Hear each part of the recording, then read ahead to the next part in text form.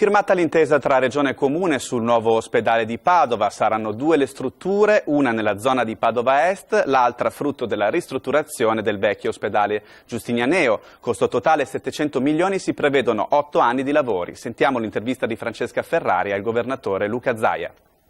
Presidente, dopo molto tempo, tante polemiche, soprattutto sulla stampa, finalmente ci siamo. L'ospedale a Padova si farà. Ci racconta come? Avevo detto che ci sarebbe stato un regalo di Natale. Ci sarà, verrà ceduta finalmente Padova Est gratis alla Regione. La Regione si impegna ovviamente a ristrutturare il vecchio, a riqualificare il vecchio ospedale come ospedale cittadino 900 posti letto e a realizzare il nuovo grande policlinico universitario internazionale a Padova Est. Direi che è un'operazione magnifica. A questa ci aggiungiamo ovviamente il parco delle Mura, ovvero la nostra area che cederemo al Comune. Un metodo di lavoro insomma che è vincente, anche se le parti politiche sono diverse e le posizioni erano diverse. Ma guardi, quando si parla di ospedale si parla di salute dei cittadini. I cittadini non è che vengono con la tessera di partito in ospedale e sarebbe grave, per cui è a beneficio di tutti i veneti e le venete a prescindere dal loro credo politico, dalle loro idee, e penso sia bene così.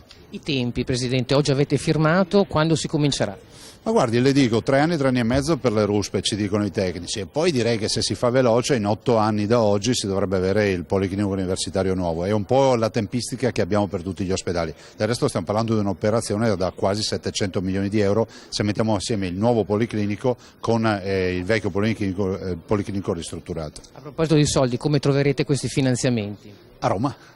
A Roma, nel senso che a Roma c'è la Cassa Depositi e Prestiti, c'è l'INAIL, poi avremo la BEI e poi abbiamo l'articolo 20 che è una forma di finanziamento dell'edilizia ospedaliera che compete direttamente al governo. Penso che qui ci sia l'interesse di tutti di far bene. E quindi insomma questo discorso, al di là della richiesta di autonomia, va avanti o sarà in qualche modo collegato se l'autonomia arriverà? Ma è collegato, potrebbe essere un primo anticipo dell'autonomia, cioè ci danno i soldi prima.